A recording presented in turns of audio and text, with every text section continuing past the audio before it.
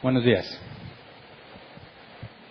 Hoy llegamos a la parte 7, última parte de el tema de la seguridad de la salvación, en la serie de fundamentos. Es el tema número 109.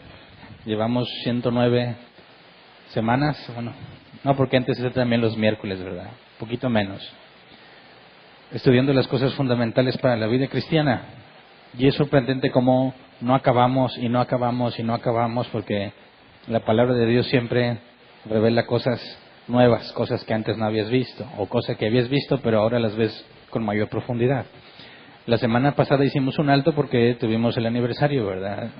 Recordamos y agradecimos a Dios todo lo que ha hecho con nosotros. Y la semana antepasada hablamos sobre la perseverancia de los santos, que debiese entenderse mejor como la preservación de los santos, ¿verdad? Cuando hablamos de la preservación de los santos, hablamos de algo que Dios hace. Cuando hablamos de la perseverancia de los santos, hablamos como algo que nosotros hacemos y puede crear confusión. Entonces, cuando hablamos de perseverancia, decimos que perseveramos porque Dios preserva, ¿verdad? Quiero hacer un breve resumen de lo que vimos, porque lo que vamos a ver hoy tiene relación con lo que vimos el último tema. Vimos que la perseverancia de los santos es la consecuencia de la obra de Dios en ellos, ¿verdad? Es la consecuencia de haber nacido de nuevo y de que al trabajar en la santidad decimos que hay sinergia con Dios. En cuanto a la salvación decimos que es monergista, la obra de uno solo. Dios es el único que salva, pero en cuanto a la santificación es sinergia. Dios hace algo, nosotros hacemos algo. Recordemos en Filipenses 2, versículos 12 y 13. Dice así que, mis queridos hermanos, como han obedecido siempre, no solo en mi presencia, sino mucho más ahora en mi ausencia, lleven a cabo su salvación con temor y temblor, pues Dios es quien produce en ustedes tanto el querer como el hacer para que se cumpla su buena voluntad. Así que si fuimos regenerados, Dios nos da todo lo que necesitamos para obedecer. Dios nos ha hecho libres para obedecer, no libres para pecar, ¿verdad? Si Dios nos preserva y sabemos que perseveraremos hasta el fin, eso nos da libertad para obedecer, no la oportunidad de pecar. Y dijimos que como Dios provee todas las cosas para que se cumpla su propósito, vimos que cuando somos tentados, la Escritura enseña que Dios provee también una salida para que podamos resistir. Si pecamos y somos infieles a Dios, la Biblia dice que Dios permanece fiel porque no se puede negar a sí mismo. Si confesamos nuestro pecado, la Escritura dice que Dios es fiel y justo para perdonarnos, limpiarnos de toda maldad. Y si no confesamos nuestro pecado y decidimos rebelarnos ante Dios, Dios muestra su fidelidad tratándonos como a hijos cuando nos disciplina, ¿verdad? Entonces, ¿en qué sentido podría alguien escaparse, por así decirlo, de la voluntad de Dios y caminar a un camino de perdición? Si eres tentado, te da la oportunidad, te da la salida. Si rechazas la salida, pecas, confiesas tu pecado, te perdona. Si no quieres confesar tu pecado, te disciplina. Entonces, ¿cómo podrías concluir que existe una posibilidad de que te puedas perder? Entonces, cuando vemos que Dios nos trata como hijos legítimos, nos disciplina, azota al que recibe por hijo, podríamos llegar a una conclusión. Todo aquel que se decía cristiano y dejó de perseverar y no fue disciplinado por Dios, no es alguien que perdió su salvación, es alguien que nunca la tuvo. ¿Me explico? Entonces, para el tema de hoy, que se llama nuestro gran sumo sacerdote, vamos a analizar un motivo más, y quizás es el más poderoso de los motivos, para poder tener seguridad en la salvación que hemos recibido de Dios. Esta parte del sacerdocio tiene mucho que ver con entender lo que Dios dijo en Levítico. Y como estamos estudiando secuencialmente la Escritura los miércoles, y ya estamos en Éxodo, no falta mucho para que lleguemos al tema de los sacerdotes. Vamos a profundizar en cuanto a todo lo que la Biblia dice al respecto en esas series, ¿verdad? Aquí, para efectos del tema que quiero tocar con ustedes, para saber cómo es que el sacerdocio, el sumo sacerdote que tenemos, que no nada más es un sumo sacerdote, sino que la Escritura lo describe como el gran sumo sacerdote. ¿Cómo es que Jesús, siendo nuestro gran sumo sacerdote, nos debe dar confianza en la salvación? Y me parece que muchos ignoramos mucha de esta información y no la tomamos en cuenta cuando tratamos de analizar si alguien se pierde o no. Entonces hemos tocado ciertos versículos a lo largo de estos 6 temas pasados, pero no habíamos llegado a este punto, sobre todo con la perseverancia, porque entender que Jesús es nuestro gran sumo sacerdote explica la perseverancia de los santos. Entonces, antes de empezar a estudiar, vamos a orar así como estamos para ponernos en manos de Dios.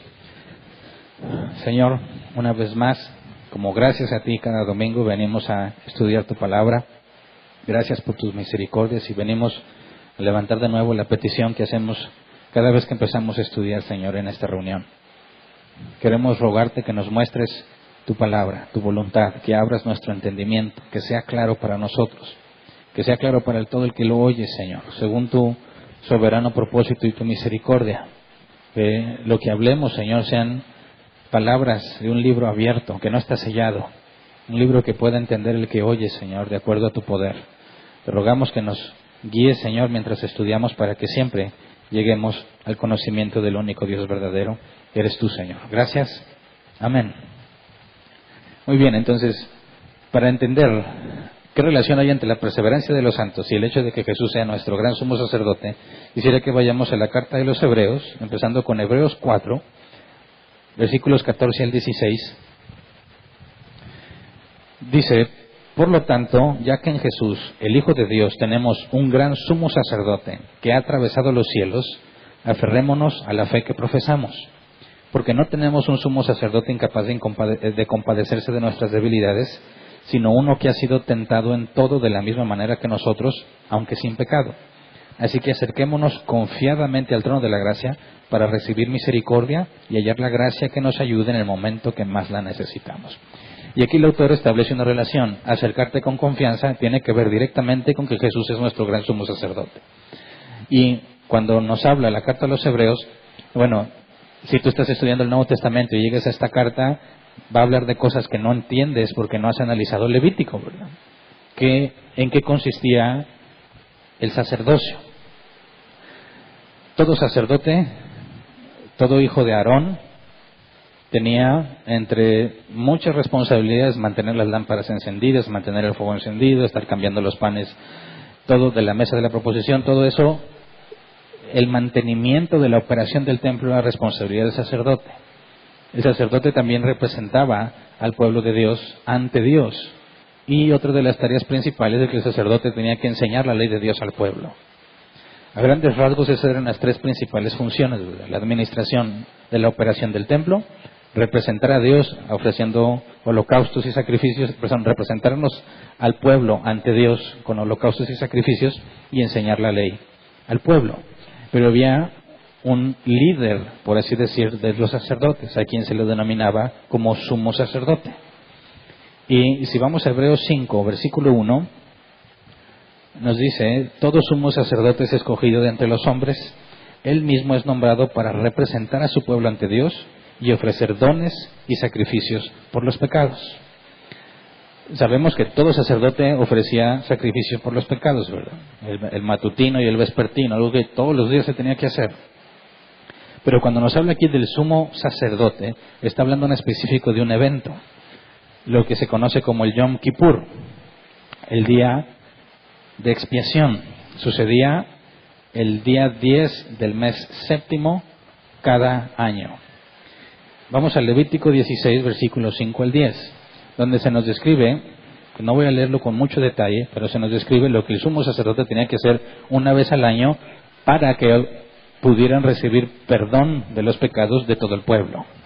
El sumo sacerdote tenía que ofrecer un sacrificio por sus propios pecados y después obtener, mediante un procedimiento que vamos a ver, perdón de pecados para todo el pueblo de Dios. Entonces dice el versículo 5: de la comunidad de los israelitas, Aarón tomará 2 machos cabríos para el sacrificio expiatorio y un carnero para el holocausto. Después de que haya ofrecido el novillo del sacrificio expiatorio como propiciación por él y por su familia, tomará los 2 machos cabríos y los presentará ante el Señor a la entrada de la tienda de reunión. Pausa. Yo no sé si aquí ya te confundiste como yo siempre me confundía, porque hay palabras que no entiendo. ¿Qué es un macho cabrío? ¿Qué es un novillo? ¿Qué es propiciación? ¿Qué es expiatorio? Entonces, si a ti te pasaba como a mí, llegas a estas partes de la Biblia y dices, ¿quién sabe qué está diciendo? Pero yo lo creo. No sé qué es lo que me está hablando, ¿verdad? Son términos que tenemos que comprender y tratar de poner en términos o en palabras más simples para nosotros, porque hablar de macho cabrío, es más, si tú buscas macho cabrío en internet te va a salir un chivo con patas y brazos, ¿verdad? Y esa caray, ¿traían 2 de esos o qué? No, ¿verdad? Macho cabrío es una cabra, no voy a decir de género masculino, es una cabra macho adulta. Ese es un macho cabrío. O sea que llevaban 2 chivos adultos machos. Un carnero es una una oveja macho adulta. Un novillo está más complejo. Es un toro que es macho entre 2 y 4 años. Entonces tienes 2 machos cabríos, 2 chivos machos adultos. Un carnero, una oveja macho adulta, y un novillo, un toro, entre 2 y 4 años. Entonces no era de que agarraras cualquier animal, ¿verdad? Tenías que tener los animales correctos con las características correctas. Ahora, tengamos que poner especial atención a lo que pasa con los 2 machos cabríos. Lo que nos dice del novillo es que el sacerdote le ofrecía por sus propios pecados. Pero nos dice que hacía un sacrificio expiatorio como propiciación por él y por su familia. Y dices, ¿de qué me estás hablando? ¿Qué es un sacrificio expiatorio como propiciación? Ahora, estoy leyendo la NBI, ¿verdad? Si dijéramos, es la Reina Valera 60 y tiene palabras que ya no se usan. Es la NBI nos traduce de la misma manera, aunque si tú buscas el original y comparas distintas versiones de la Biblia, vas a encontrar que se intercambia la traducción como propiciación o expiación de manera, o sea, sin razón aparente, ¿verdad? A veces se traduce como expiación, a veces se traduce como propiciación, pero significan cosas distintas. Expiación tiene que ver con quitarte algo. Propiciación tiene que ver con dar algo o proporcionar algo. Cuando habla de un sacrificio expiatorio como propiciación por él y por su familia, la palabra expiación tiene que ver con quitar la culpa. La palabra propiciación tiene que ver con calmar la ira. Recordemos el atributo de justicia de Dios. Si Dios es justo, está airado con el pecado, ¿verdad? Los que predican a un Dios que es puro amor y que nunca tiene ira, ese Dios es un Dios falso, no es el de la Biblia. Porque si Dios es justo, necesariamente tiene ira contra el pecado, ¿verdad? ¿Quién podría decir que ama la rectitud, pero le es indistinta la maldad, ¿verdad? No puede ser, ¿verdad? Si realmente amas la rectitud, aborreces el pecado. Entonces, fíjate bien, expiación y propiciación. Expiación tiene que ver con quitar culpa y propiciación con aplacar la ira o apaciguarla. ¿Cómo es que se hacía propiciación por alguien? Hay todo un sistema para describir de cómo Dios les enseñó a su pueblo qué tenían que hacer para que ellos dejaran de ser culpables ante Dios. Todo esto era simbólico porque nunca ningún macho cabrío, ningún novillo, ningún carnero tuvo la capacidad de quitar el pecado de la gente, ¿verdad? Así que todo esto, y lo vamos a ver un poco más adelante, era sombra de lo que iba a suceder. Todo este sistema sacrificial nos está hablando de algo que iba a pasar en el futuro. Pero se los explica de manera que quede claro el concepto. ¿Qué se requiere para que Dios te perdone? ¿Satisfacer su ira? ¿Cómo haces que a Dios se le quite la ira? La ira está relacionada con la justicia. Si Dios está airado es porque se ha hecho injusticia. Para que Dios deje de estar airado, se tiene que hacer lo justo. Entonces, la propiciación es hacer lo justo para que Dios ya no esté airado contigo. ¿Me explico?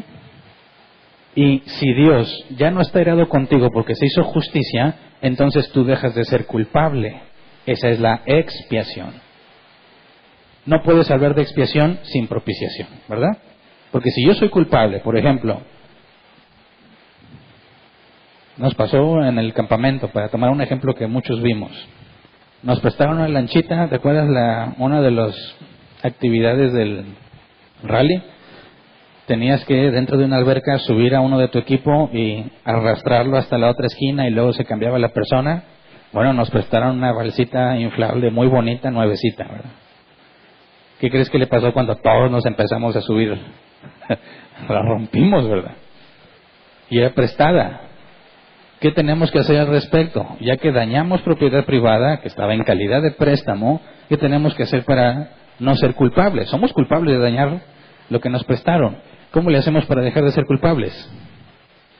Hay que reponer la lanchita, ¿verdad? Entonces fíjate bien, cuando tú repones la lancha, van a pasar dos cosas. Va a haber propiciación. Si lo ves, imagínate, le quitaste algo a Dios, estás ofendiendo algo a Dios. Es injusto. Por consecuencia, Dios está airado contigo, ¿verdad? Ahora, si se paga el precio y regresas la lanchita, ya no puede estar airado contigo porque ya hay justicia. Y como ya hay justicia, ya no eres considerado culpable. Tu pecado es removido, eres declarado inocente. Entonces, lo que nos dice aquí es que el novillo de sacrificio expiatorio como propiciación por él y por su familia, ¿qué nos dice? ¿Cuál es la paga del pecado? La muerte. ¿Qué es lo justo que pase cuando alguien peca? Que se muera. ¿Qué es lo que Dios les dice? Tú vas a hacer un sacrificio y vas a matar a un animal para pagar el precio que a ti te correspondía. Un animal va a morir en tu lugar para pagar el precio. Y una vez que el precio es pagado, tú eres declarado inocente. La muerte del animal es la propiciación. El declararte inocente porque ya se pagó el precio es la expiación. ¿Me explico? Entonces, lo que dice primero es que el sacerdote, antes de buscar el perdón para todo el pueblo, tenía que hacerlo por él mismo, tenía que hacer propiciación. Alguien tiene que pagar la deuda, la muerte del animal. Y entonces su pecado es removido. Ahora sí, él podía entrar al lugar santísimo, en el tabernáculo. Estaba dividido en el lugar santo, en el lugar santísimo y el atrio. Solamente el sumo sacerdote podía entrar una sola vez al año, en el día de la expiación, podía entrar al lugar santísimo y obtener perdón de pecados. Pero si él no estaba primero expiado, o sea, sin pecado, y se le ocurría meterse ahí, se moría. Se tenían que amarrar una soga al pie y ponerle cascabelitos al manto para que si de repente se muere, se oiga y tengan un mecanismo para sacarlo. Porque imagínate, se les muere ahí el sumo sacerdote. ¿Quién va a entrar a sacarlo? El que se meta a sacarlo se va a morir también. Entonces, bueno, buen ingenio, ¿verdad? Amárrate algo. Imagínate que se sentirá ser sumo sacerdote. Oye, te tocó entrar. Ay, santo padre, y te están amarrando el pie de la soga. Y le prueban los cascabeles. A ver, hazle así. Ah, sí, oye. No, pues que te vaya bien.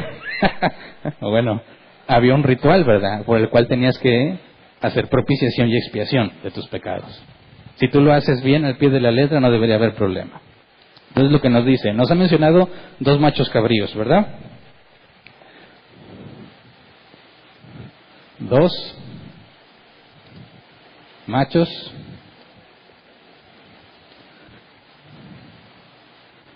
el novillo y lo demás ahorita no lo vamos a rastrear porque no es relevante para lo que queremos ver. Versículo 7. Tomará los 2 machos cabríos y los presentará ante el Señor a la entrada de la tienda de reunión. Entonces Aarón echará suerte sobre los 2 machos cabríos, uno para el Señor y otro para soltarlo en el desierto. ¿Qué está pasando aquí? Presentaba los 2 machos cabríos y no se nos especifica el método por el cual echaba suertes. Si nosotros quisiéramos ponerlo algo acá simple, tenía que echar un volado. A ver, tú macho cabrío, ahí lo sé yo. Tú eres para el Señor. ¿Qué significaba eso? Lo iban a degollar. Por consecuencia el otro era para soltarlo en el desierto. Y dices, qué bueno. No, en el desierto hay fieras salvajes. También se va a morir, ¿verdad? Así que no se trata de evitar la muerte de ninguno de los dos, pero está comunicando algo importante. Dice versículo 8, entonces Aarón echará suerte sobre los dos machos cabríos, uno para el Señor y otro para soltar en el desierto. Aarón ofrecerá como sacrificio expiatorio el macho cabrío que le tocó al Señor, pero preservará vivo ante el Señor como propiciación el macho cabrío que soltará en el desierto, es decir, lo enviará a Azazel. Pero aquí hay mucho misticismo sobre, pues, quién es Azazel, ¿verdad? Pero bueno, de los dos machos cabríos, uno es para Dios y el otro no voy a decir que es para Azazel, porque ahorita les explico qué es eso, ¿verdad? Pero otro se va al desierto. El que es para Dios lo tiene que degollar. Voy a usar aquí otro color, nomás porque tengo muchos colores, no porque sea algo relevante.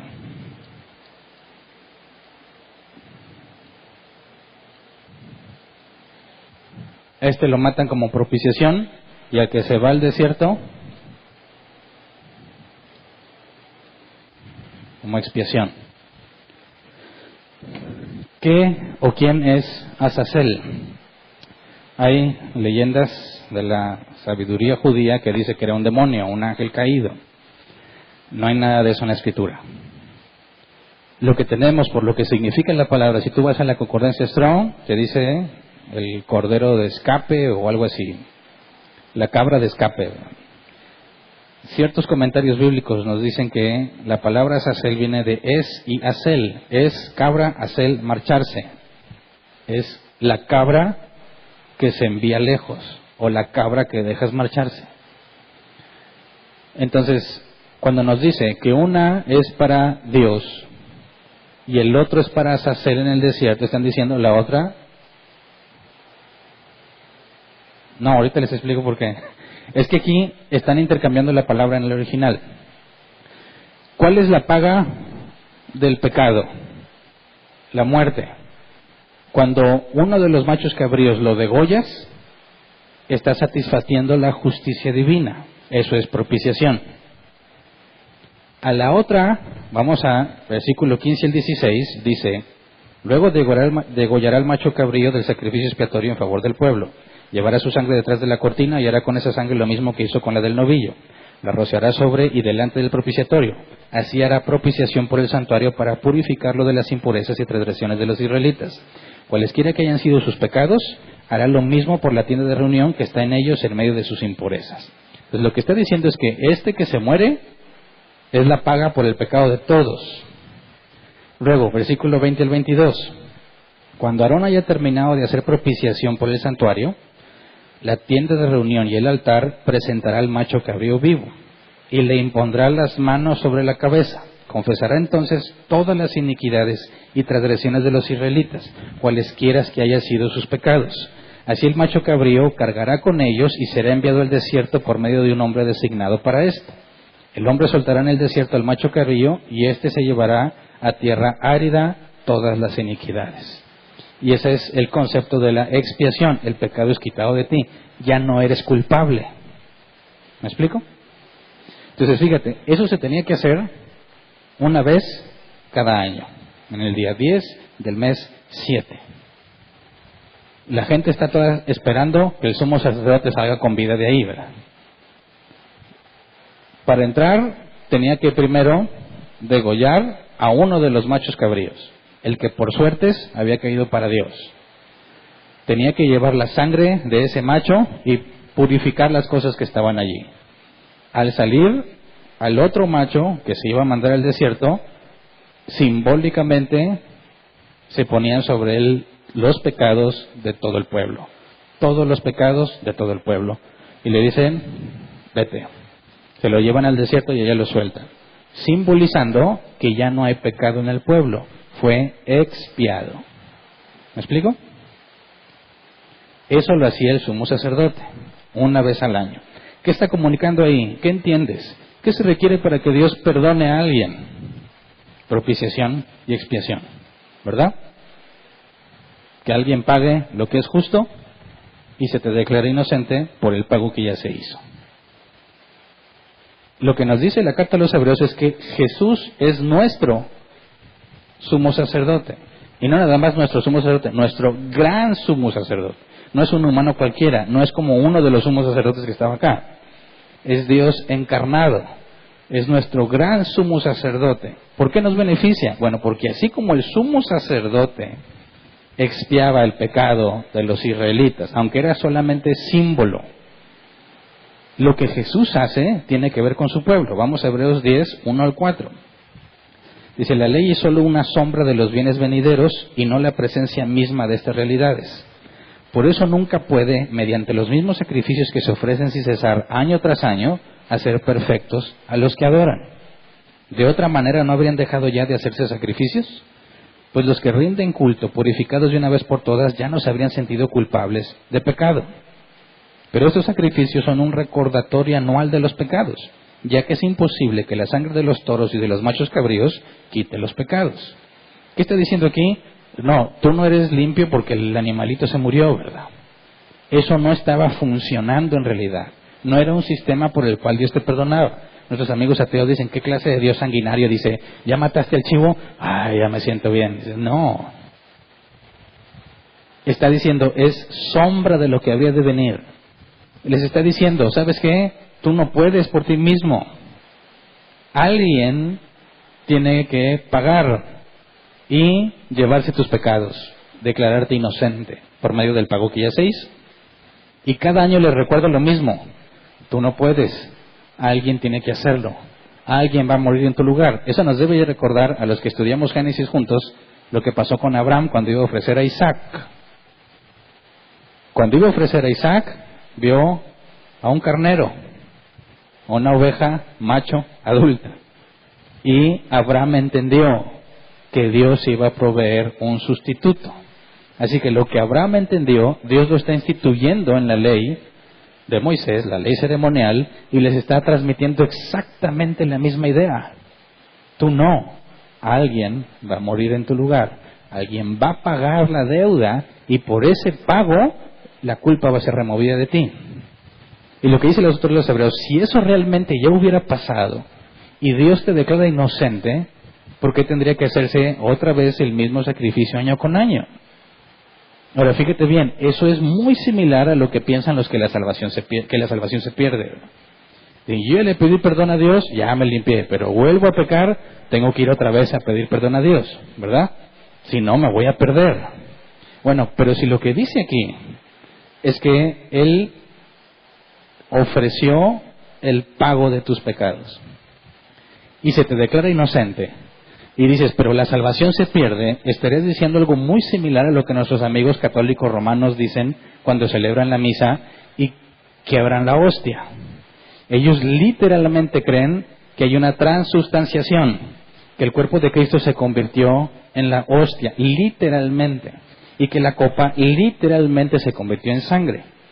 ¿Y por qué no se ve como sangre? Es sangre, pero sabe a vino y huele a vino. Y la hostia es el cuerpo de Cristo, pero se ve como hostia y sabe a hostia. Ok, y no sabes el problema que se hace cuando te atreves a agarrar eso sin cuidado, ¿verdad? O se te cayó un pedacito. El cuerpo de Cristo en el suelo, ¿verdad? Pero bueno, el asunto es que ellos cada misa tienen que volver a sacrificar.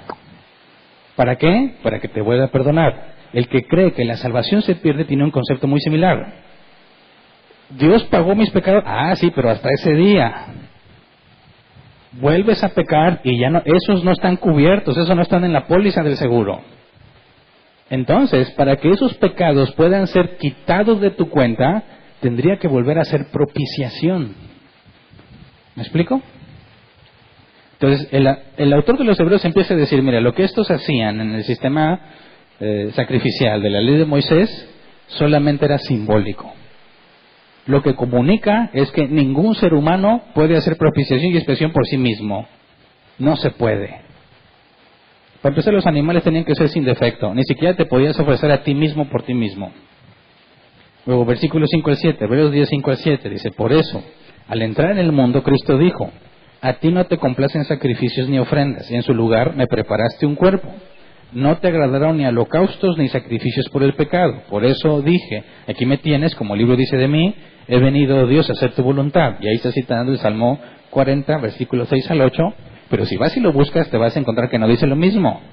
¿Por qué? Porque se está citando la Septuaginta, traducción del hebreo al griego, ¿verdad? No es la misma traducción que tenemos en el Antiguo Testamento. Entonces, está citando un salmo para decir que aplica a Cristo. A ti no te complace sacrificios ni ofrendas. En su lugar me preparaste un cuerpo. Aquí nos está empezando a hablar de Jesús como quien hace el sacrificio. No nada más como sumo sacerdote, sino también como macho cabrío.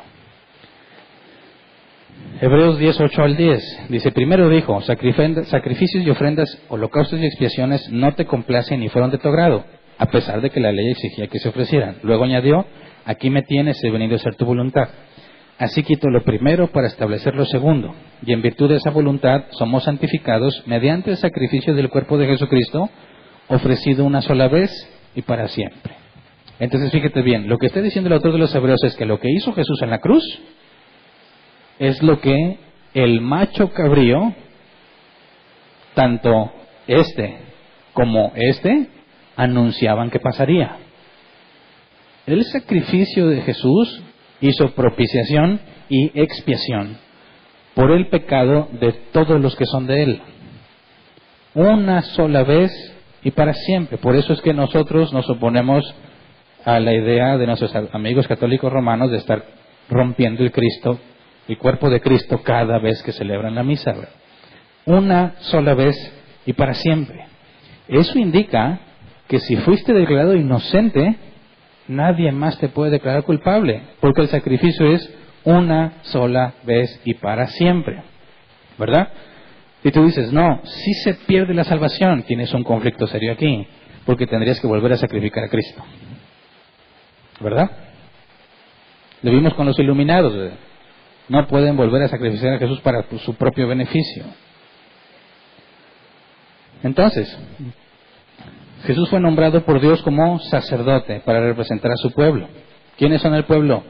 Los elegidos de Dios, ¿verdad? Jesús es nuestro hermano mayor. Y analizamos en la perseverancia que Jesús preserva en sus manos a los que el Padre le da. Y si es sumo sacerdote de ellos, de los que fueron dados por Dios al Padre. ¿Quiénes son esos? Los que Dios eligió para salvación. Entonces Jesús hizo lo que el sumo sacerdote hizo simbólicamente, y además Él mismo era lo que los dos machos cabríos harían, ¿verdad?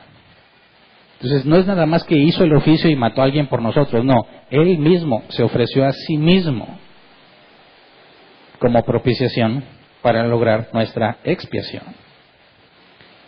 Entonces, Hebreos 10, 12 al 18 dice, pero este sacerdote, después de ofrecer por los pecados un solo sacrificio para siempre, se sentó a la derecha de Dios, en espera de que sus enemigos sean puestos por estrado de sus pies, porque un solo sacrificio ha hecho perfectos para siempre a los que está santificando. También el Espíritu Santo nos da testimonio de ello. Primero dice, este es el pacto que haré con ellos después de aquel tiempo, dice el Señor, pondré mis leyes en su corazón y las escribiré en su mente. Después añade, y nunca más me acordaré de sus pecados y maldades. Y cuando estos han sido perdonados, ya no hace falta otro sacrificio por el pecado. Entonces aquí está el pacto en Jeremías 31, 33 y 34, lo que está citando. Jamás me acordaré de sus pecados. ¿Por qué? Porque la deuda ya fue pagada. Y como ya fue pagada, fuiste declarado inocente. ¿Bajo qué argumento dirías, no, pero ya la perdí? ¿Cómo? Si fuiste perdonado para siempre y jamás se acordará de tus pecados, no hay forma de que puedas ser condenado. ¿Me explico?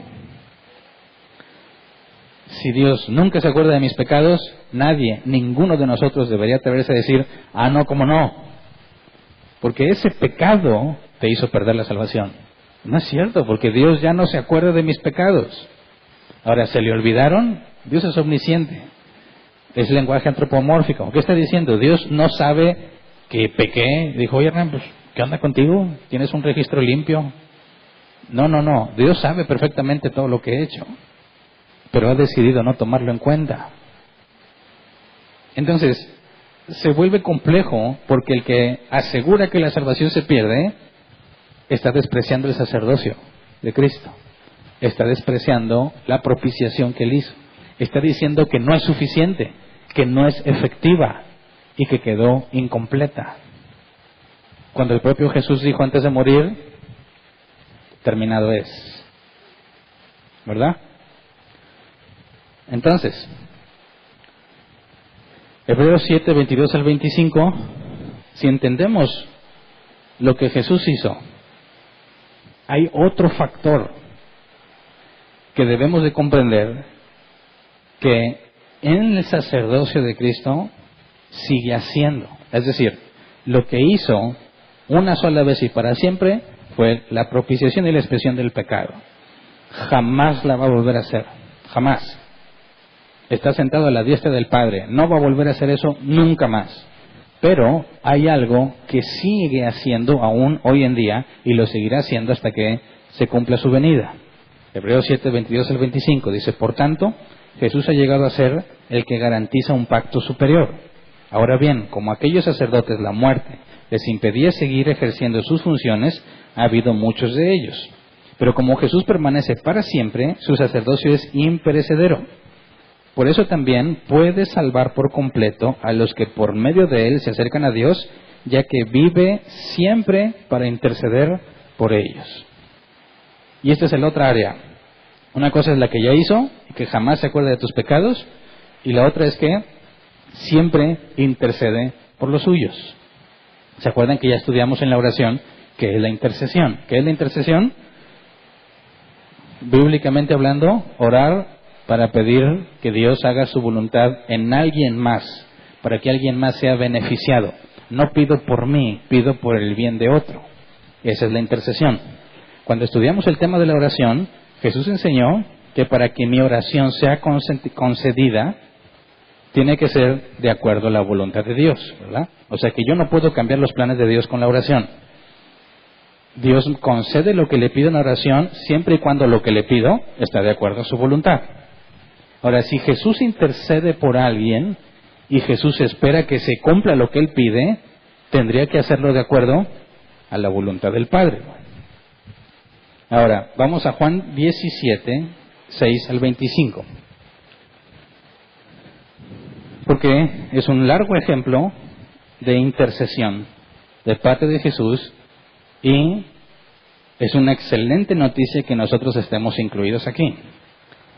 Juan 17, 6 al 25 dice: a los que me diste del mundo les he revelado quién eres. Está hablando Jesús con el Padre, ¿verdad? Es una oración de Jesús hacia el Padre intercediendo por alguien. Vamos a ver quiénes son esos alguien, ¿verdad?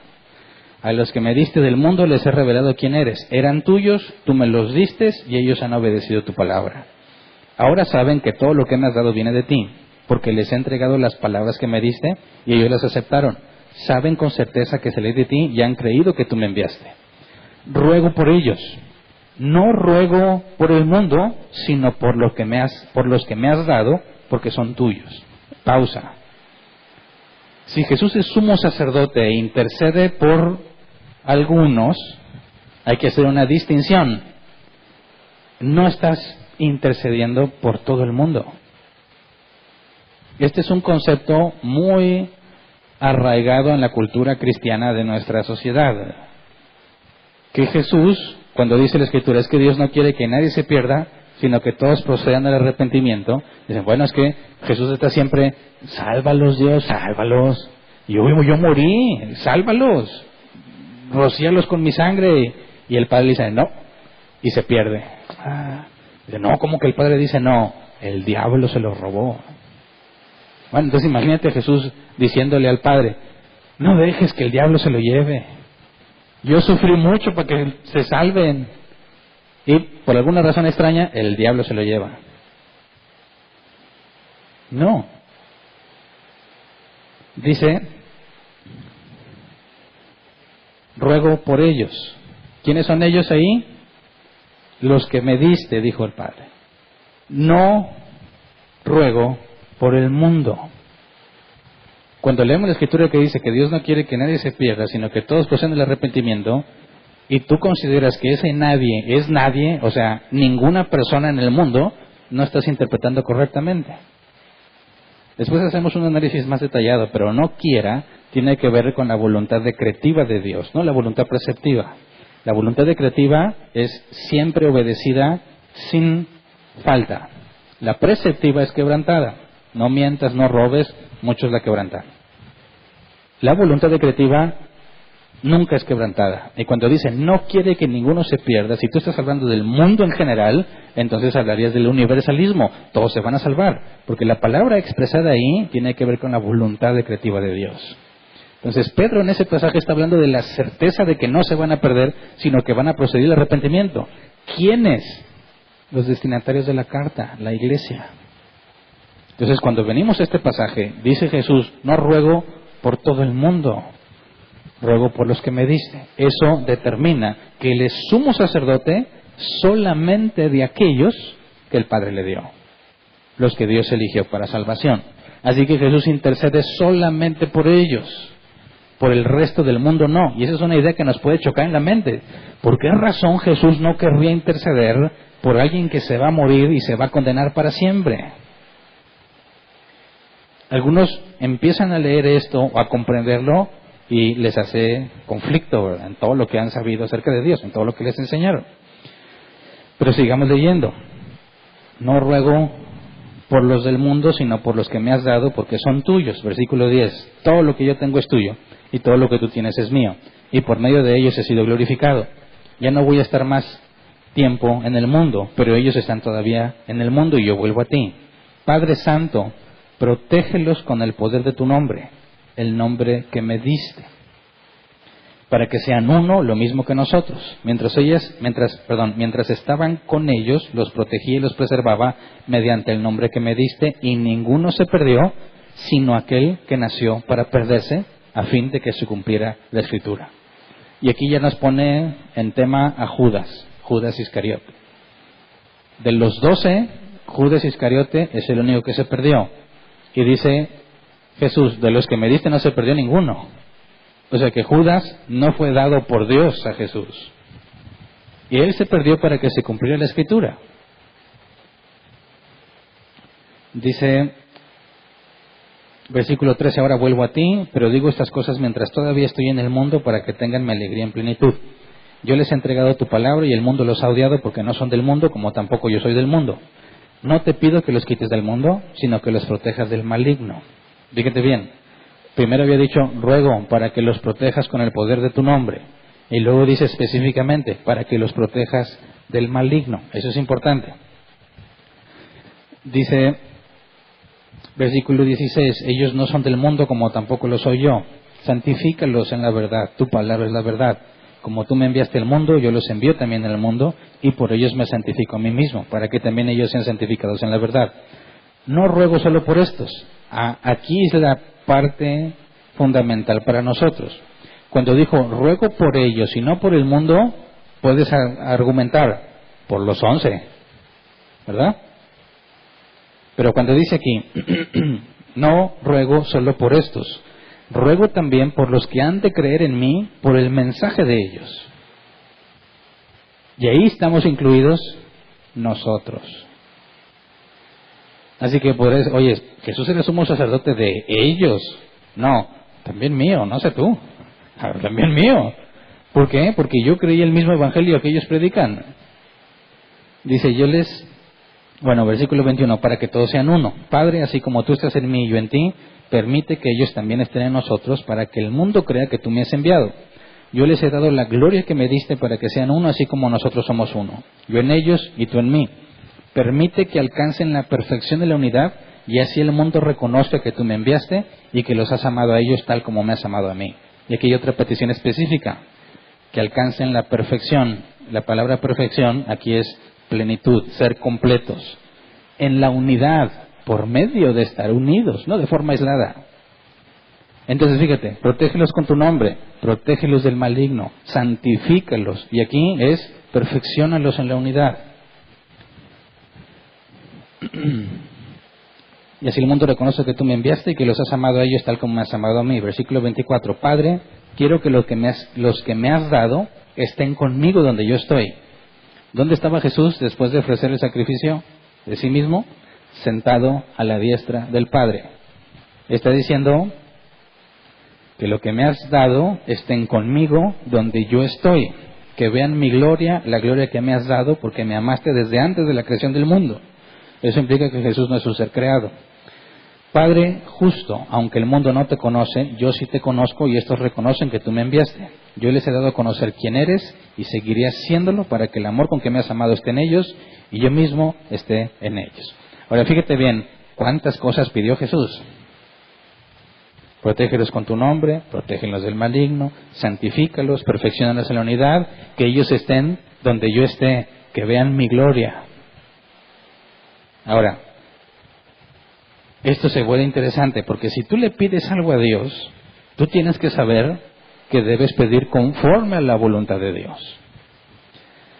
¿Es posible o sería posible que el Padre le diga a Jesús, no te voy a conceder eso que me pides? Para que le diga no, indicaría que Jesús no está pidiendo conforme a la voluntad de Dios. Ahora, Jesús y el Padre son uno. Jesús conoce perfectamente la voluntad del Padre porque son la misma esencia. Entonces, cuando Jesús ruega esto, ¿cuál es la posibilidad de que Jesús no haya pedido conforme a la voluntad de Dios y haya pedido por intereses egoístas? De manera que Dios le diga, no Jesús, eso no. Porque si yo estoy incluido aquí, y Jesús le dijo a Dios, protégelo Hernán con tu poder, protégelo del maligno, santifícalo, que Él esté donde yo estoy, perfecciónalo en la unidad, que Él llegue a ver mi gloria. ¿Cuándo vamos a ver la gloria de Jesús? Cuando tengamos el cuerpo glorificado. Entonces, en la petición de Jesús está incluida la glorificación de todos los que el Padre le dio. Ahora, si alguien se atreve a decir, la salvación se pierde, ¿qué está diciendo de Jesús? Tienes dos alternativas al menos. No conocía la voluntad del Padre, porque Dios no le concedió que estuviera donde Él esté y que vieran su gloria, o que Jesús pidió por intereses egoístas. El argumento es simple. Jesús dejó en claro que Él siempre hizo la voluntad del Padre, ¿verdad? Jesús es omnisciente y conoce perfectamente la voluntad del Padre. Entonces, si conoce la voluntad del Padre, y Él mismo dijo que siempre hace la voluntad del Padre, entonces todo lo que pide en oración le será concedido, ¿verdad? Si alguien se atreve a decir que él puede perder su salvación, está despreciando a Cristo en persona. Diciendo, no, Jesús, tú pediste mal. Pediste por mí mal. Yo me voy a perder por pecador porque tú pediste mal. No, no le echo la culpa a Jesús, soy yo que soy bien malo. No, Jesús intercede por los que son de Él. Y todo lo que Él pida le será concedido. Es imposible que de los que el Padre le dio, alguno no llegue a verlo en gloria. Es imposible que los que el Padre recibió, ninguno llegue a la glorificación. Pero fíjate la importancia de la intercesión.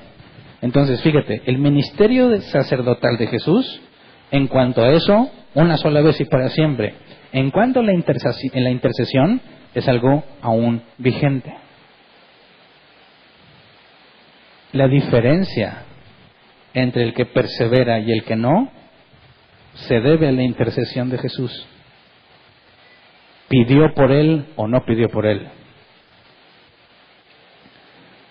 Jesús dijo claramente, ninguno se perdió, excepto uno, el que nació para perderse. Ese nunca fue elegido. Desde que nació ya estaba definido, se va a perder. ¿Por qué? ¿Dios hizo que se perdiera? No, la Escritura dice claramente en Romanos 1 y 3, 1 y 2, no hay bueno ni uno. Dios los entregó a sus propios razonamientos depravados. Fíjate bien, cuando Jesús no intercede por alguno, lo que le dice es, haz lo que tú quieras, haz lo que a ti te parezca mejor. Pero cuando intercede por alguien, no le da la opción de hacer lo que esa persona quiera.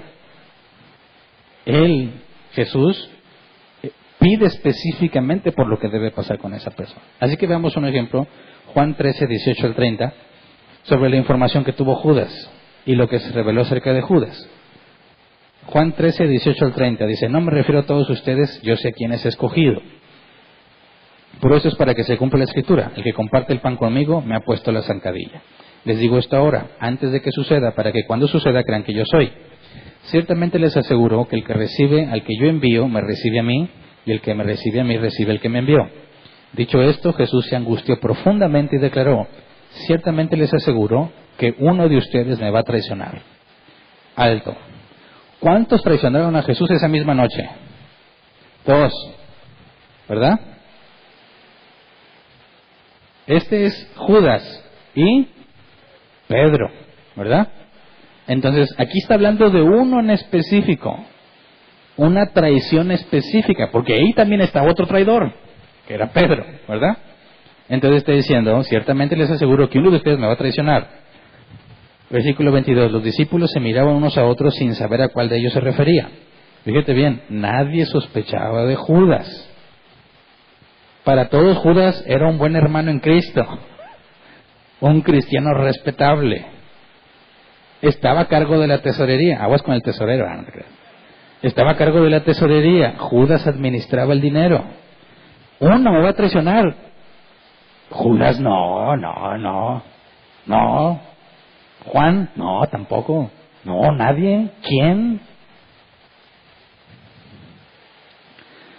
Dice versículo 22, los discípulos se miraban unos a otros sin saber a cuál de ellos se refería. Uno de ellos, el discípulo a quien Jesús amaba, Juan hablando de sí mismo, ¿verdad?, estaba a su lado.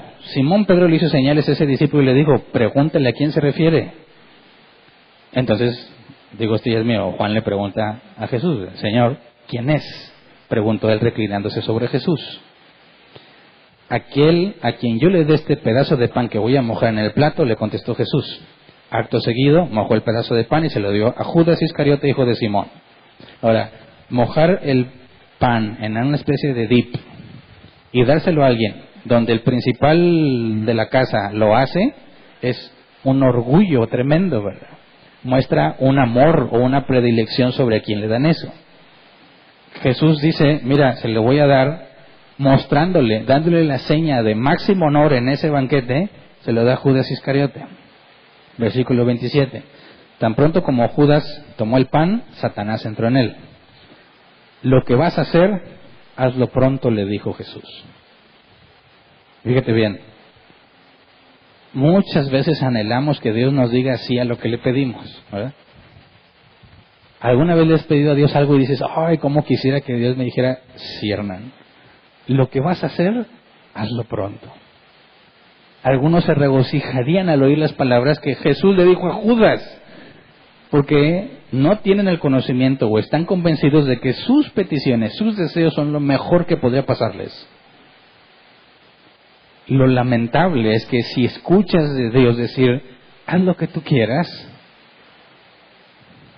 la única analogía que encuentro de eso es cuando las mujeres están hablando con sus parejas, ¿verdad? Siempre pasan estos meses: oye, ¿puedo ir con mis amigos? Haz lo que tú quieras. Y que dice: yes, y se va bien contento. Dices: pobre, miserable, ¿verdad? No entendió, no conoce a la mujer, a su mujer al menos. Ese haz lo que tú quieres no es una buena noticia, es una pésima noticia. Cuando le dice Jesús: lo que vas a hacer, hazlo pronto, dice, versículo 28, ninguno de los que estaban a la mesa entendió por qué le dijo eso Jesús.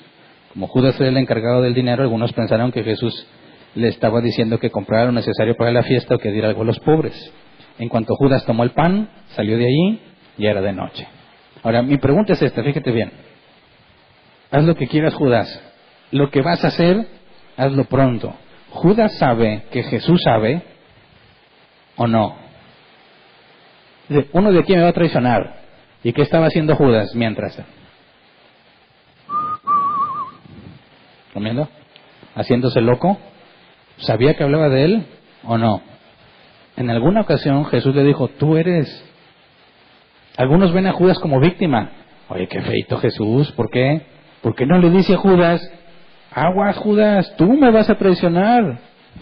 Dice, alguno de ustedes me va a traicionar. Y todos, ¿quién será? ¿Quién será? Y Judas, ¿quién? No sé. Pedro le dice a Juan, dile, Jesús, ¿quién? Y le dice a Juan, a él, nada más, a quien yo le dé el pedazo de pan mojado. Ese es. ¿Por qué no se lo dijo a Judas?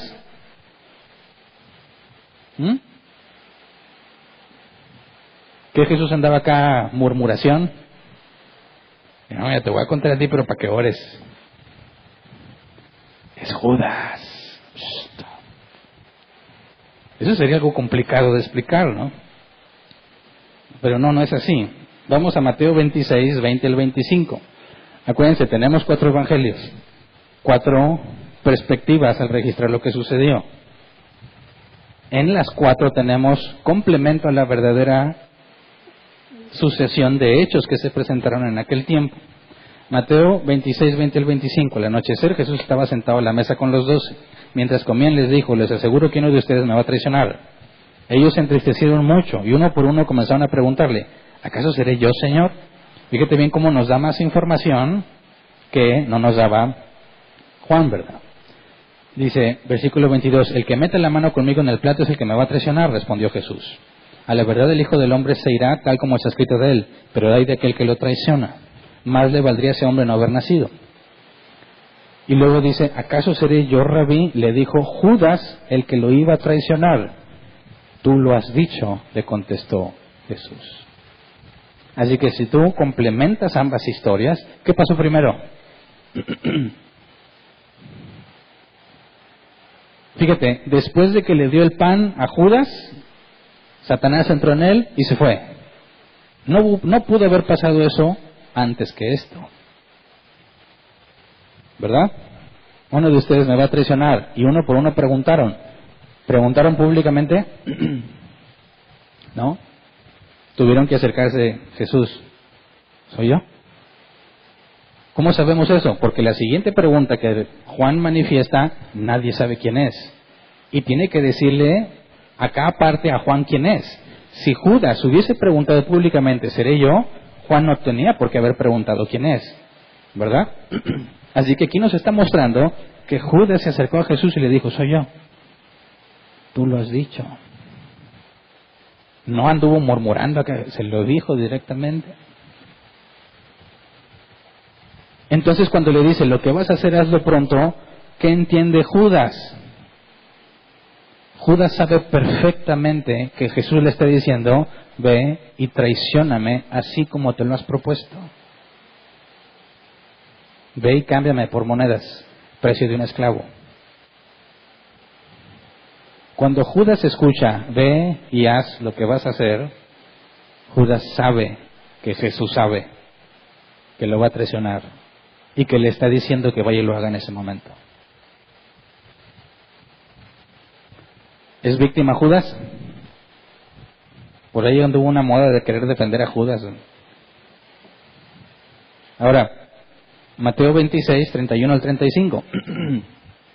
Esa misma noche les dijo Jesús, todos ustedes me abandonarán porque está escrito, heriré al pastor y se dispersarán las ovejas del rebaño.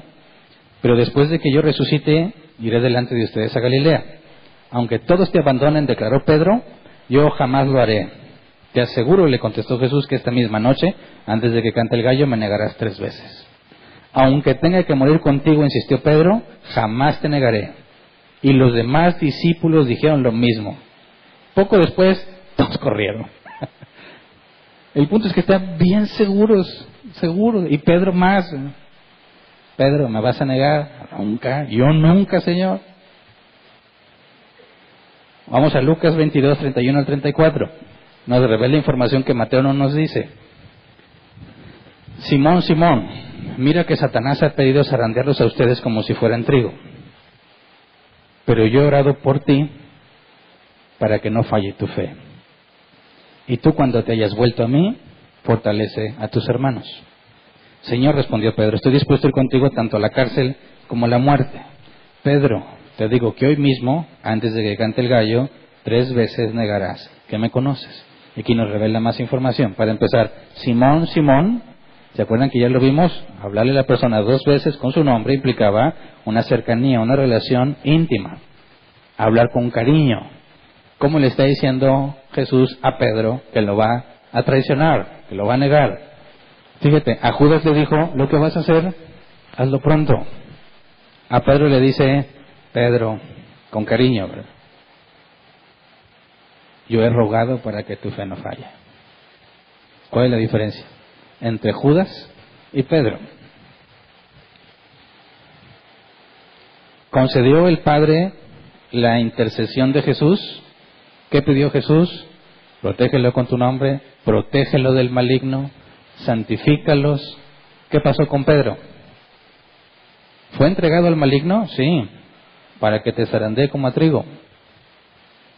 Pero yo he orado, he rogado para que tu fe no falle. Y cuando te hayas vuelto a mí, fortalece a tus hermanos. No es, y si te vuelves a mí, ¿verdad? Cuando vuelvas. ¿Por qué Jesús está seguro? Porque rogó por él. ¿Qué seguridad hay en eso? Está pidiendo de acuerdo a la voluntad del Padre. ¿Cuál es la voluntad del Padre para con Pedro? Que llegue la glorificación. ¿Por qué? Porque desde antes de la creación fue elegido para salvación. ¿Me explico? Entonces, que alguien que esté en el círculo más cercano a Jesús, bueno, había un círculo todavía más cercano, ¿verdad? Pero en el círculo de los 12, personas que jamás han recibido instrucción como ellos la recibieron, estudiando ante los pies del verdadero Maestro, de Dios encarnado, la mejor doctrina que hay, lo mejor de lo mejor, la mejor capacitación, y como quiera, no se salvó. ¿Por qué? Porque Dios le permitió hacer lo que él quiso hacer. Pero a Pedro, ¿qué es lo que quiso hacer? Salvar su pellejo. ¿Tú conoces, eres de ellos? No. ¿Cómo no hablas como ellos? Y empieza a echar maldiciones. Y dicen en los evangelios, y Jesús lo ve. Y Pedro es quebrantado. ¿Por qué es quebrantado? Porque Dios le dio convicción de pecado. Fíjate bien, Pedro se entristeció mucho. Judas también se entristeció mucho por lo que hizo, al grado que fue y se ahorcó. Pero la Escritura enseña que hay tristeza que viene de Dios, que produce arrepentimiento, y hay tristeza que viene del mundo, que produce destrucción. Ojo, la tristeza no es síntoma, no es prueba de arrepentimiento, sino lo que se hace en la tristeza. Pedro se humilla, corre, huye. No tenemos información de él hasta que Jesús le está preparando el desayuno. Y le dice, Pedro, ¿me amas? No hay registro de una petición de perdón por parte de Pedro. Jesús le pregunta 3 veces que sí lo amas. El Señor, tú lo sabes. Incluso es Jesús quien propicia la reconciliación. Pero con Judas, haz lo que has decidido hacer. Ahora, ¿de qué lado estás tú, verdad? Podrías ser de los que el Padre eligió para salvación y que pierdas esa salvación. Si estás dispuesto a creer eso, tienes que despreciar y desechar a Jesucristo. Tendrías que decir que no fue sumo sacerdote, que no fue eficiente lo que hizo, que no pidió conforme al Padre, que no tiene poder para preservar a las ovejas. Prácticamente, para decir que la salvación se pierde, tienes que negar el cristianismo. ¿Verdad? Entonces, después de 7 partes, cada parte con evidencia clara y bíblica de que es imposible, es inconsistente, incongruente, ilógico pensar que si Dios te ha elegido para salvación, no llegues a la glorificación. De manera que debemos tener la certeza, a pesar de que peques gravemente, a pesar de que sabes que estás cometiendo errores que no debieras cometer, no tienes razón para huir de Él, sino al contrario. Si realmente Él es el sumo sacerdote, no hay a quien más puedas acudir para obtener perdón. Si Él es el que intercede para salvar, no haya más a quien pedirle que te ayude, más que Él. No hay ningún otro mediador, no hay ningún otro intercesor. Hebreos 10, 19 al 25. Así que, hermanos, mediante la sangre de Jesús, tenemos plena libertad para entrar en el lugar santísimo, por el camino nuevo y vivo que Él nos ha abierto a través de la cortina, es decir, a través de su cuerpo. Y tenemos además un gran sacerdote al frente de la familia de Dios.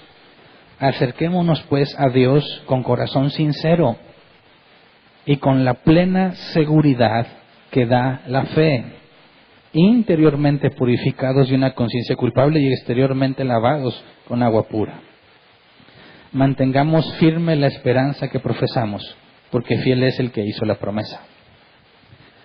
Preocupémonos los unos por los otros, a fin de estimularnos al amor y a las buenas obras.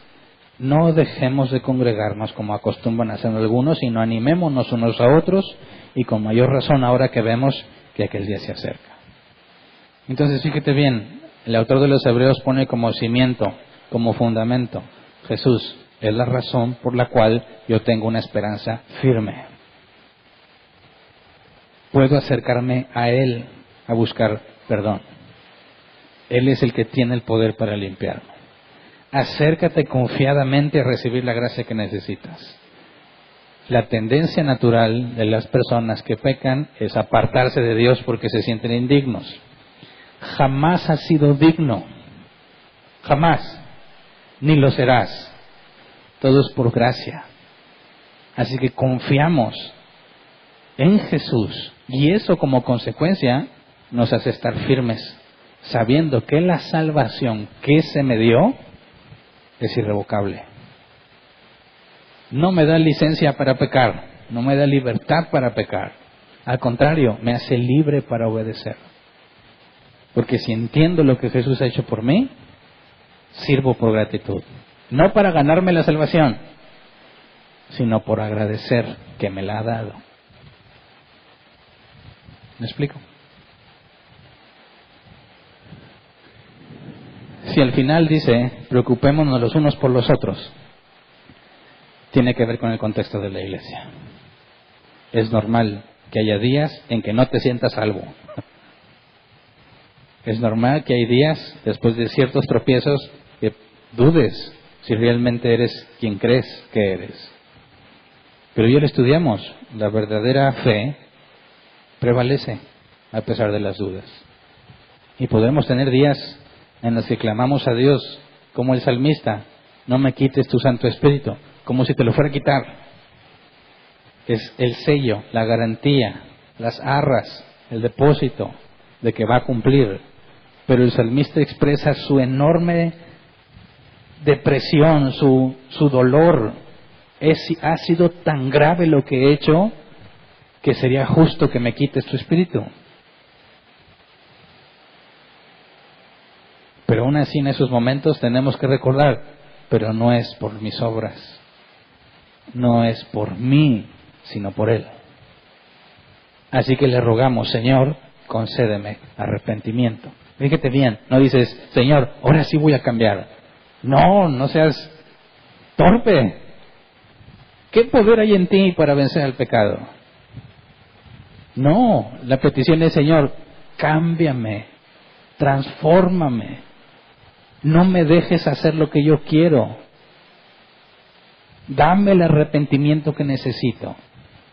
Y tú vas a tratar de buscarlo, pero tienes que estar consciente que tú no tienes el poder para cambiar. Tienes que ir con el único mediador, con el que intercede, con el que ya pagó, y decirle, necesito que me cambies. Quiero agradarte y no lo estoy haciendo. Y no tengo el poder para cambiarme a mí mismo. Eso es lo que lleva al arrepentimiento. No, Dios, ahora sí, te prometo que le voy a echar ganas. No vas a durar mucho, vas a volver a caer. ¿Por qué estoy seguro? Porque eres humano. Por eso no hay poder en el humano para vencer al pecado. En eso consiste la condenación. Pero si alguien dice, yo sé que no puedo, pero Él puede. Él puede cambiarme. Él puede decir, vas a ser cambiado, vas a ser transformado. ¿Puedo estar seguro de eso? Claro, porque esa es la voluntad de Dios para ti. Y si le pides conforme a su voluntad, te será hecho. No le rogamos a Dios a ver si me perdona. Le rogamos sabiendo que es fiel y justo para perdonarnos. Mi preocupación no es, Señor, perdóname. Yo sé que me va a perdonar. El problema soy yo, que quiero seguir pecando. Mi petición debe ser, Señor, no me dejes hacer lo que yo quiero. Por favor, nunca me digas lo que vas a hacer, hazlo pronto. Sería lo peor que puedes escuchar. No, Señor, corrígeme, cámbiame, transfórmame. Solo tú puedes hacerlo. Y eso no es arrogancia. ¿Tú crees que la salvación no se pierde? ¡Ay, arrogante! No. No. Sé que la salvación no se pierde porque no depende de mí. Si dependiera de mí, nadie la tendría. Si dependiera de ti, nadie se salvaría. Pero es Él, de su propia voluntad, por amor a su nombre. Así que vamos a ponernos de pie y vamos a orar.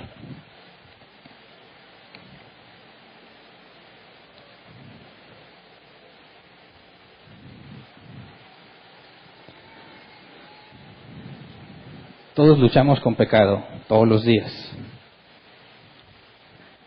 Y espero que con lo que hemos estudiado, intentes cambiar la manera en que luchas con el pecado. No es con tus propias fuerzas. Tú te esfuerzas, pero sabes que nunca será suficiente. Necesitas acudir a Él. Muchos cristianos permanecemos en pecado porque no sabemos orar. No sabemos pedirle a Dios. Gracias a Dios la Escritura dice que nosotros no sabemos, pero el Espíritu sabe. Y pide lo que realmente necesitamos. Gracias a Dios. Pero tenemos que comprender que el problema eres tú mismo. Y que lo que tiene que cambiar no es el mundo, no es tu pareja, no es el que te ofendió. Tienes que cambiar tú. Pidámosle a Dios juntos, porque aquí dice que nos preocupemos los unos por otros. Quizás tú estás firme, pero entre los hermanos hay alguien que está luchando, alguien que está dudando por las cosas que ha hecho. Y hay que mostrarle que no nada más él pasa por eso. Todos pasamos por eso. Cada uno de nosotros llega al punto en que dices, nomás yo soy el mal, yo soy el peor. No. Todos estamos experimentando las mismas luchas. Y llevar la carga de tu hermano es hacerle entender que su salvación no está en juego. Es animarlo a identificarse unos con otros. Que entre nosotros no haya conceptos de que no, es que este es bien santo. No, hermana, de ser bien santo.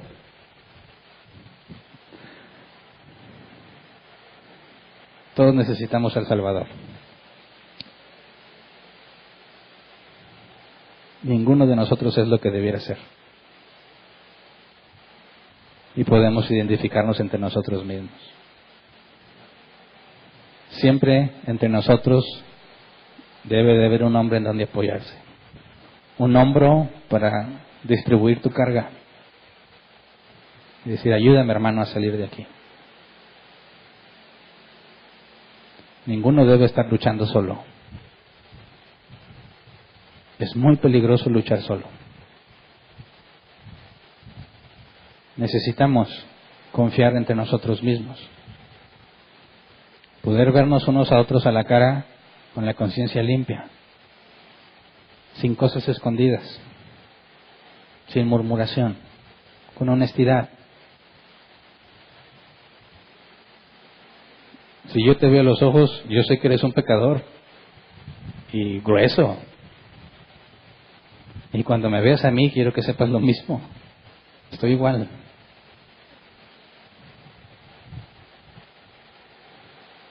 Si no trato de ayudarte a ti, me afecto a mí mismo, porque aquí estamos todos juntos. Si no tratas de ayudarme a mí, te afectas a ti mismo. Si una parte, un miembro del cuerpo se duele, todo el cuerpo debe sentirlo.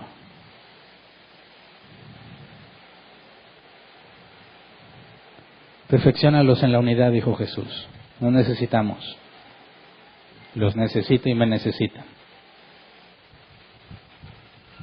Hierro con hierro se aguza, dice la Biblia. Hablémonos con la verdad unos a otros. Con gracia, pero la verdad. Y así, creo yo, podemos empezar a ver que crecemos en confianza, sabiendo que Dios es fiel para perdonarnos, sabiendo que mis hermanos son igual de pecadores que yo. Quizás uno aquí es león, tiene problema porque quiere comer carne. A la vaca no se debe de burlar, porque la carne no es una tentación para ella. Pero la vaca también tiene tentaciones que el león no experimenta. En eso consiste vernos con honestidad. Yo batallo en cosas que tú no batallas, y tú batallas en cosas con las que yo no batallo, pero ambos batallamos. Por eso no hay mayores o menores entre nosotros. Somos iguales con distintos problemas. Así que pidémosle a Dios unidad en eso. Es parte de entender que el cuerpo de Cristo se edifica por medio de los dones que Dios ha dado, por medio de su obra en nosotros. Unos a otros nos ayudamos a perseverar. Perseveremos juntos. Como ven, vamos a rogarle al Señor. Señor, sabemos que es un hecho cuando tú pediste que seamos perfeccionados en la unidad. Sabemos que es un hecho que vamos a crecer ayudándonos unos a otros. Pero queremos pedirte, Señor, no me dejes ser negligente en ese tipo de cosas. Que no me dejes aislarme. Que no me dejes sentir, Señor, que no soy parte del cuerpo que has puesto a mi lado. De cada uno de tus hijos que están entre nosotros. Que ninguno se vea separado de tu cuerpo, Señor, aislado, que trate de enfrentar sus problemas él solo. No, Señor, enséñanos a apoyarnos unos a otros, a vernos como somos realmente, Señor, que ninguno esté tratando de aparentar algo que no es. Al contrario, que comprendamos que tu poder se perfecciona en nuestras debilidades. Por eso decía Pablo, me glorío en mis debilidades, en las dificultades, que no sean motivo de vergüenza cuando tengamos problemas, Señor, como si todos fuéramos perfectos. No, Señor, enséñanos a reconocernos unos a otros como lo que somos, que podamos vernos unos a otros, Señor, como personas que necesitan del cuerpo de Cristo para perseverar, para caminar juntos, para crecer juntos, para llevar las cargas los unos de los otros. Enséñanos, Señor, a luchar juntos del mismo bando, confiando en ti, Señor. Cuando entre nosotros alguien caiga, enséñanos, como dice tu palabra, que los que son espirituales busquen restaurarlo. Que no seamos prontos para emitir un juicio, Señor, sino que, conscientes de tanta misericordia que hemos recibido de ti, expresemos esa misma misericordia a nuestros hermanos. Que tu arrepentimiento, Señor, quede en evidencia con todos aquellos que pecamos. Que podamos, como Pablo le dijo a Timoteo, motivar a los hermanos viendo que crecemos, viendo que avanzamos, que maduramos, que cada vez somos más humildes, que cada vez te conocemos más, y no para jactancia propia, sino para gloria de tu nombre. Queremos ver entre nosotros que avanzamos, Señor, en santidad. Saber que hay hermanos que han dejado vida práctica que no correspondía, aunque ya profesaba ser cristiano, Señor, permítenos ver que hay cambios sustanciales, radicales en sus vidas, manifestando tu poder entre nosotros. Queremos ver tu poder, Señor, transformándonos en la obra que has hecho individualmente y a través de nosotros. Enséñanos a caminar firmes como hermanos en Cristo, apoyándonos unos a otros, no dudando de la salvación que nos has dado, sino confiando, perseverando, buscando la manera de servir a los hermanos que has puesto a mi lado con los dones que me has dado, Señor. Y también buscar ser edificado con los dones que tú les has dado a ellos. Enséñanos a que no vea a cada uno por sus propios intereses, sino por los intereses de los demás. Enséñanos a trabajar en armonía, como a ti te agrada, Señor, y sabemos que lo que te estamos pidiendo es conforme a tu voluntad. Por eso te agradecemos, porque sabemos que nuestras oraciones son respondidas. Gracias, Señor, por lo que nos vas a dar. Gracias por lo que has hecho entre nosotros, por todo lo que vas a hacer. Amén. Pueden sentarse. Sección de preguntas. 15 minutos para responder. No se requiere antigüedad. Levantes la mano y te llevan el micrófono. No necesites ponerte de pie o moverte de tu lugar. Simplemente esa es tu pregunta. Las preguntas, por favor, que sean relativas al tema. Si quieres hacer otro tipo de pregunta, con confianza te puedes acercar al final. Evitemos, por favor, comentarios que no sean duda, o cosas fuera de lugar, o avisos, o cosas de ese tipo. Centrémonos en las preguntas para ser eficientes. Si no nos acabamos los 15 minutos, atendemos posibles preguntas en línea si las hay. ¿Ok? Muy bien. ¿Alguien tiene una pregunta? Levante su mano para que le lleven el micrófono. Acá hay una pregunta.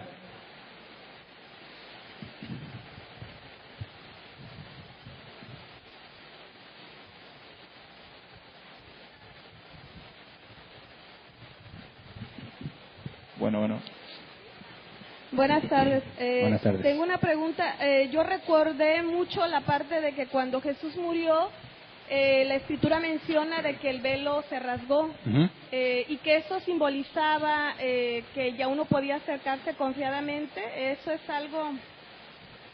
bueno, mi duda es que si existe un velo espiritual para las personas que aun siendo cristianas no pueden ver a Jesucristo como el único mediador. Hablando, sí. No sé, de... No es cuestión nada más de que si lo perciben o no, sino la naturaleza en la que se encuentran, ¿no? Es imposible para el hombre natural percibir las cosas de Dios. Se deben discernir espiritualmente, decía Pablo. Pero fíjate bien, el sumo sacerdote tenía que ofrecer sangre por sí mismo y tenía que llevar sangre del macho cabrío al lugar santísimo por todos los demás. De manera que, ¿qué es lo que nos separa de Dios? ¿Por qué no podíamos ingresar al lugar santísimo? Por el pecado, ¿verdad? Entonces, cuando Jesús dice consumado es y cumple con la deuda, se paga la deuda y nos declara inocentes, ya no existe esa división para los que son de Él. Pero esa misma división sigue siendo para todos los que no son de Él. Es decir, el hecho de que se rasgue el templo y hay libre acceso no es un universalismo de que cualquiera puede ir, sino como Jesús demuestra, los que el Padre le da. Tenemos acceso al Padre, libre acceso al trono de la gracia por medio de lo que Jesús hizo. Pero no significa que cualquiera puede hacerlo. De hecho, a nadie le interesa, ¿verdad? El único que va a acercarse a Jesús es porque el Padre lo lleva. Entonces, había escuchado de que hasta, bueno, todos en algún momento del tiempo creemos y que cuando no creíamos que era el velo, entonces eso es ficticio. Es parte de, o sea, mi propia naturaleza pecaminosa, como no he nacido de nuevo y nada más pienso en mis propios beneficios, no puedo comprender las cosas de Dios porque son opuestas al mundo, ¿verdad? Nosotros pensamos que mientras más tengo mejor, y Jesús dice mientras menos tienes mejor, ¿verdad? El que llega primero pues recibe más, que no, los primeros serán los últimos y los últimos primeros. Entonces es imposible que comprendamos las cosas de Dios desde una perspectiva meramente del hombre natural. Se tiene que nacer de nuevo para empezar a comprender. Entonces el velo consiste en que estás en tu situación de humano natural sin ser regenerado y que no estás ni amando a Dios ni buscando a Dios. Pero lo que nos separa es nuestro pecado, nuestra condición pecaminosa. Sería como una cuestión temporal hasta que te regeneras. Si fuiste elegido, sí. Sí, siendo elegido. Okay, ¿puedo preguntar otra cosa? A ver, ¿alguien más? Bueno, ahí hay otra pregunta atrás y si no, ahorita regresamos. Buenas tardes. Bueno, es que yo ya me confundí porque cuando nos predicó de la muerte y resurrección de Jesús nos decía que era por obediencia, ¿verdad? Bueno, así lo comprendí yo. Voy a esto. ¿En dónde concilio Ezequiel 18 para poder comprender esto de la expiación? Bueno, es que nos estamos enfocando ahorita de la propiciación y expiación, ¿verdad? ¿Cómo es que eres declarado inocente? Pero el hecho de que seas declarado inocente no consiste solamente en que ya no tienes culpa y entonces ya tienes acceso a Dios, no, porque Jesús enseñó que a menos de que nazcas de nuevo. Y el nuevo nacimiento tiene que ver con recibir la justicia de Cristo. La deuda, nuestro pecado fue imputado en Cristo y la justicia de Cristo fue puesta como si fuera nuestra. Entonces, no nada más consiste en que murió en la cruz, porque resucitó, ¿verdad? Y fue puesto sobre todo nombre. Y la grandeza de su nombre y la justicia que lo acompañó, la ha regalado gratuitamente a los que son de Él. De manera que nosotros llegará el día en que podremos estar cara a cara con Dios porque no hay pecado en nosotros. Pero no por mérito nuestro, sino porque lo recibimos como un regalo de parte de Dios. Que la obra ha empezado en dos partes. Internamente, mientras estamos en esta carne, y cuando recibamos el cuerpo glorificado, entonces ahora sí ya es la segunda parte que faltaba, y veremos la gloria de Jesús, lo veremos tal cual es. Pero nosotros no hicimos nada para merecer ese estatus de justicia, porque nunca fuimos justos. Es un regalo que Dios dio. La justicia se regala por medio de la fe a los que son elegidos para salvación. Entonces, no estamos hablando que la cruz ya acabó todo. Estamos enfocándonos en el ministerio sacerdotal y cómo eso nos lleva a tener segura nuestra salvación. Pero falta considerar que Jesús después se presentó al templo no hecho por manos humanas, sino al templo celestial, con su propia sangre, recibió nombre sobre todo nombre, y cuando Jesús nos dice que Él rogó para que donde Él esté también estemos nosotros, tiene que ver con alcanzar la misma justicia de Él. Entonces, no sé dónde está la confusión. De lo que habla Ezequiel 18, donde dice que el padre no pagará por los pecados de los hijos. Uh-huh. Y, o sea, ahí es donde... ¿Por qué Jesús pagó? Bueno, es que si tomas el contexto de eso, el pago está hablando de las consecuencias, ¿verdad? Porque lo que hizo el padre lo paga el hijo, estaría diciendo que por culpa del padre le va mal al hijo. Acá estamos diciendo que Jesús pagó la deuda. Él no merecía ninguna mala consecuencia ni ningún castigo porque Él fue siempre perfecto. Aquí estamos hablando de un contexto distinto, ¿verdad? Los hijos pagan el pecado del padre cuando dicen las maldiciones generacionales. Exacto. O que mi abuelita era bruja, no mi abuelita, así dicen. Y entonces yo estoy endemoniado por lo que hizo mi abuelita. Dices, ¿por qué estoy pagando yo? Pero estamos hablando de consecuencia. En el caso de Jesús, Él mismo se ofreció a pagar el precio. Estamos hablando de pago en distinto sentido, ¿verdad? En Ezequiel nos habla de la consecuencia, pagar los platos rotos, tú los sufres injustamente. En el caso de Jesús, Él voluntariamente se ofrece a pagar la deuda. Son casos diferentes. ¿Me explico? Ok, gracias. ¿Ahí hay otra pregunta?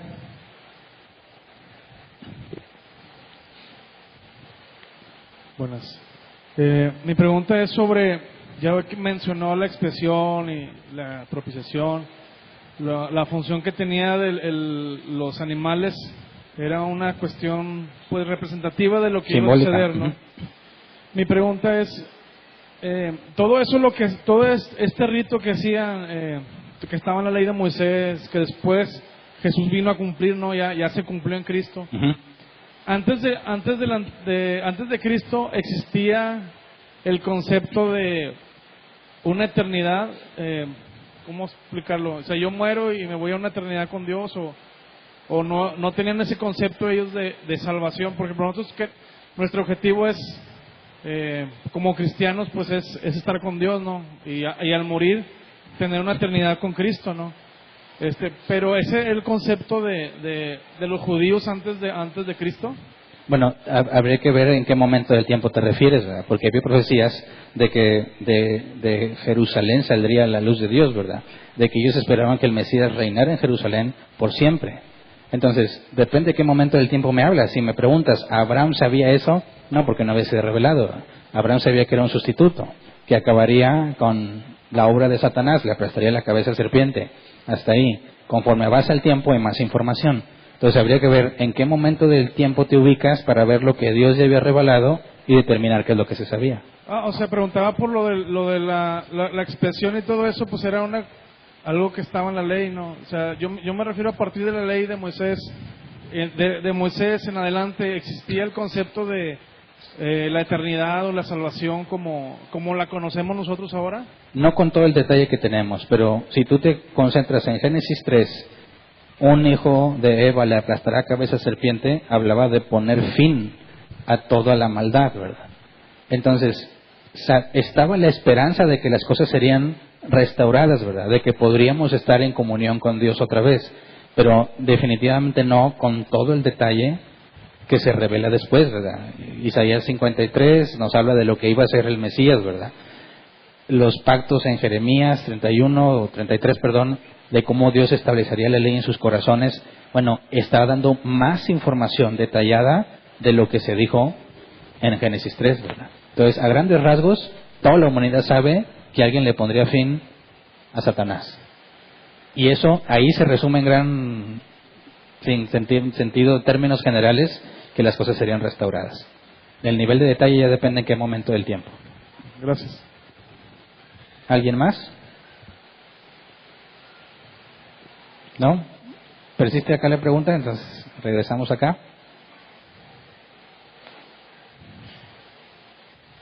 Bueno.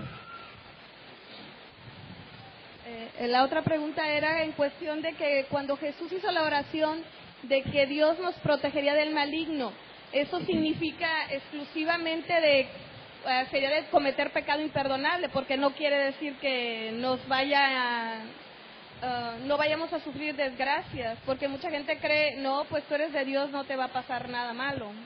Ok, protegernos del maligno en lo que Jesús enseña tiene que ver con la preservación, ¿verdad? De llegar al punto de la glorificación. No significa que no te van a pasar cosas desagradables. De hecho, Jesús le dijo a Pedro, Satanás los pidió para zarandearlos, pero yo he rogado que tu fe no falte. Es decir, no rogó para que no fuera zarandeado. Satanás va a ser usado al momento de zarandearlos, porque ese proceso va a ser correctivo para Pedro. Entonces, hablar de protegernos del maligno habla de la destrucción, ¿verdad? Que no seremos destruidos en última instancia, sino que seremos preservados. No de pruebas o periodos de dificultad, porque esos son necesarios. En el mundo tendréis aflicción, dijo Jesús, ¿verdad? O sea, garantía de que Él me va a salvar. Sí, es que, acuérdate, si vamos a interpretar un pasaje y sacar conclusiones, tenemos que armonizarlos con toda la Escritura. Entonces, si de un pasaje pareciera, protege del maligno, entonces no, Satanás no me va a hacer nada, bueno, es una interpretación incorrecta, porque si agregas otros pasajes de las mismas palabras de Jesús, no puedes llegar a esa conclusión. Entonces, estás viendo que habla de la destrucción, ¿verdad? A fin de cuentas, de ir a la condenación. Que Satanás trata de evitar que lleguemos a la glorificación. Y de eso nos protege Dios. No nos dará una prueba más allá de lo que podamos resistir. No significa que no vas a ser probado, sino que a la comparación con los israelitas, tú no vas a caer de la gracia. No llegarás al punto en el que Dios te abandone porque ya no puede, sino que siempre te va a proteger. En ese sentido, ¿sí? Y el diablo no sabe quién es escogido y quién no, supongo, porque si no perdería su tiempo, ¿no? Mira, mientras más conocemos de Dios, más debemos decir que el diablo es un pobre diablo. Porque fíjate, él es contrario a Dios y quiere hacer cosas contrarias a Dios, pero mientras hace esas cosas que se le permiten, que él piensa que son contrarias a Dios, resulta que son de beneficio a Dios. ¿Me explico? Cuando Satanás le pide a Dios, préstame a los discípulos para zarandearlos, Satanás piensa que él va a avanzar en sus planes, ¿verdad? Y Dios le da permiso y Satanás no tiene la capacidad de ver cómo eso va a ser usado para bien. A eso me refiero que mientras más conoces a Dios, más te das cuenta que el diablo es un pobre diablo. Porque por más, y es muy persistente, porque por más que se esfuerza por hacer daño, cuando Dios se lo permite, no sé cómo no sé cómo decirlo, porque es mucho más poderoso que nosotros, ¿verdad? No sé cómo dice, oye, aquí hay algo sospechoso, ¿verdad? Siempre que Dios me deja hacer algo, lo usa para bien, y sin embargo siempre está insistiendo en que lo deje hacer las cosas. Entonces, es un pobre miserable. Gracias. ¿Alguien más? Muchas gracias. ¿Acá?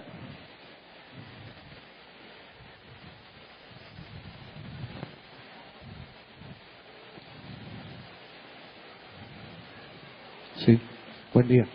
Pastor, ¿qué opinión te merece?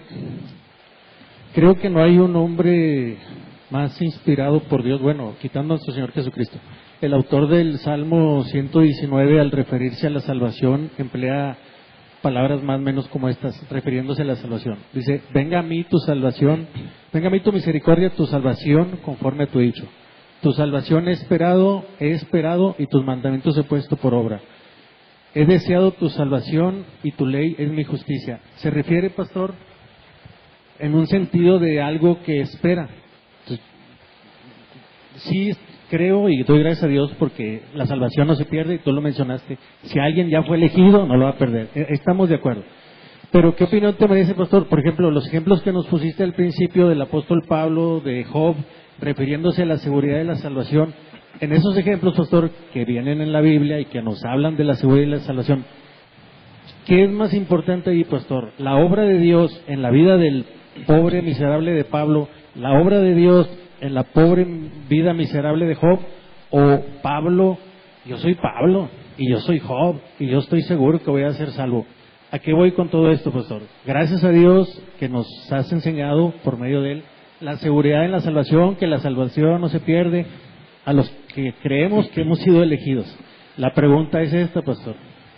¿Qué opinión te merece que algún individuo, digo, ya ninguno somos Pablo ni Job, pero anduviéramos, por así decirlo, válgame la expresión, yo espero que ninguno de la congregación lo vayamos a hacer, pero digo, salvo que tú digas lo contrario, pero que ande cacaraqueando que yo sé que voy a ser salvo y mi seguridad en la salvación, yo estoy bien seguro que yo soy un elegido y que yo creo que esto es algo diferente, pastor, a decir, yo, gracias a Dios, he entendido que la salvación no se pierde por la obra del sumo sacerdote, todo lo que bien nos has enseñado.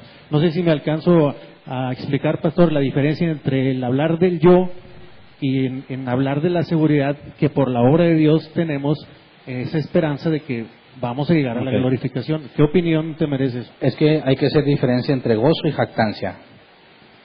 Es decir, yo puedo estar feliz porque sé que mi salvación no está en juego. Y puedo decírselo a cualquiera, yo estoy feliz porque yo no me voy a perder. Pero eso no necesariamente es jactancia. La jactancia es porque, decir, yo me porto tan bien, y leo tan bien, y estudio tan bien, que me voy a salvar. También te sientes contento, pero ya no cae en la categoría de gozo, ¿verdad? Y ya es jactancia. Entonces, depende. A una persona puede estar alegre y feliz y decirle a muchos que él es salvo, siempre y cuando él entiende que no es nada de lo que le ha hecho, ¿verdad? Sino que confía plenamente en Dios. El otro ya es jactancia y ese no debería de pasar. Se acabó el tiempo. Si quedaron dudas, por favor pueden acercarse al final para tratar de responderlas. Bueno, hasta aquí despedimos la transmisión en línea. Les damos gracias por acompañarnos y espero que nos acompañen el próximo miércoles para seguir con nuestro estudio de Éxodo. Gracias.